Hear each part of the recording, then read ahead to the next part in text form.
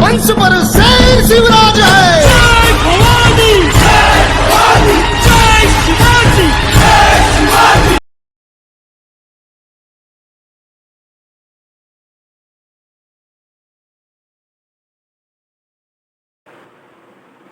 జై శ్రీరామ్. ఉగ్రవాదులు అందరూ కూడా ఒకే మతానికి చెందిన వారు ఉంటున్నారు. వాళ్ళందరూ కూడా ముస్లిం మతం నుంచి ఎక్కువగా వస్తూ ఉన్నారు. అందరూ ముస్లింలు ఉగ్రవాదులు కాదు. మొన్న జరిగినటువంటి సంఘటన కాశ్మీర్ పహల్గామ్లో ఏదైతే జరిగిందో కేవలము కూడా ముస్లిమేతరులని టార్గెట్గా చేసి మారణకాండ నిర్వహించారు అక్కడటువంటి ఉగ్రవాదులు. అక్కడ జరిగినటువంటి ఉగ్రవాద దాడులకి ఇప్పుడు వస్తున్నటువంటి సమాచారం ప్రకారం ఆ పరిసర ప్రాంతాల్లో ఉన్నటువంటి స్థానికులు ఎవరైతే ఉన్నారో వాళ్ళందరూ కూడా సంపూర్ణ సహాయ సహకారాలు అందించారు. ఇది చాలా విచారకరమైనటువంటి విషయం. ప్రతి ఒక్కరిని కూడా పేరు అడిగి లేకపోతే వాళ్ళకి ఇంకా అనుమానం వస్తే మగవాళ్ళ ప్యాంట్లు ఎప్పదీసి చూసి ఇంకా ఇదిగా ఉంటే ముస్లింలు చదివేటటువంటి కల్మాని చదవమని చెప్పి ఎవరైతే చదవలేరో వాళ్ళని ముస్లిమేతరులుగా గుర్తించి వాళ్ళని టార్గెట్ చేసి మరి గన్ పాయింట్ డిస్టెన్స్లో చంపేశారు. అసలు అవన్నీ చూస్తూ ఉంటే కళ్ళమ్మట నీళ్ళు వచ్చేస్తూ ఉన్నాయి. ఇంత హృదయ విదారకమైనటువంటి చర్యలు ఇంత కిరాతకంగా ఉంటారా? ఈ ఎవరైతే ఉగ్రవాద దాడికి పాల్గొన్నారో వాళ్ళందరికీ కూడా ప్రత్యక్షంగాను పరోక్షంగాను మన శత్రుదేశమైనటువంటి పాకిస్తాన్ యొక్క అండదండలు పూర్తిగా ఉన్నాయి. ఇంకా బుకాయిస్తూ ఉన్నాయి. మాకు సంబంధం లేదు, వాళ్ళెవరో మాకు తెలియదు అని చెప్పేటటువంటి చేతులు దులుపుకునే చర్యలు అయితే పాకిస్తాన్ ప్రస్తుతం చేస్తూ ఉంది.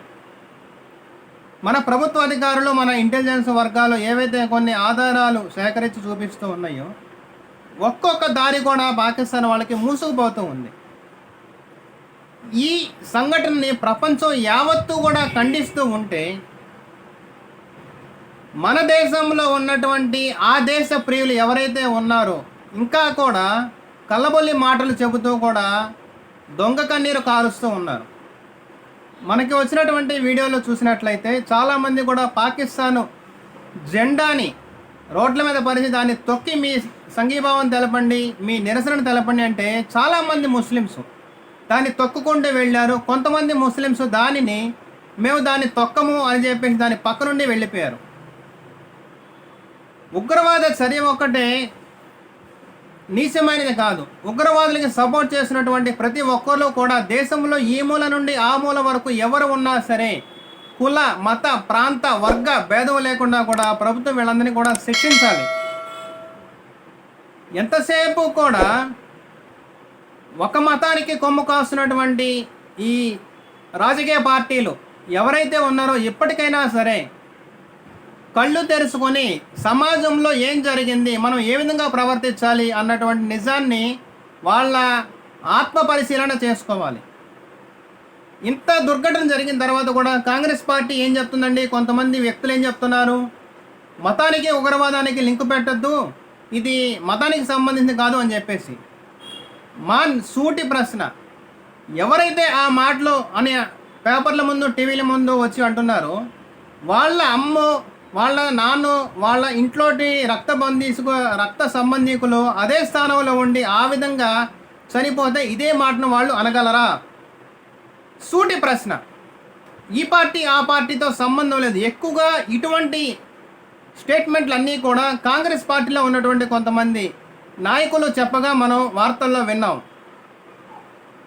ప్రభుత్వం కానివ్వండి, ఎన్ఐఏ కానివ్వండి, పోలీస్ డిపార్ట్మెంట్ వాళ్ళు కానివ్వండి, లేకపోతే ఇటువంటి చర్యలు చేసేటటువంటి ఉన్నతాధికారులు కానివ్వండి, వీళ్ళందరి యొక్క మాటల ఆధారంగా వీళ్ళు శత్రు దేశానికి ఊతమిస్తున్నారు, శత్రు దేశానికి సపోర్ట్ చేస్తున్నారు అని చెప్పి దేశద్రోహం కింద వీళ్ళందరికీ కఠిన శిక్షలు పడే విధంగా కేసులు నమోదు చేసి వీళ్ళని జైలులో వేయాలి.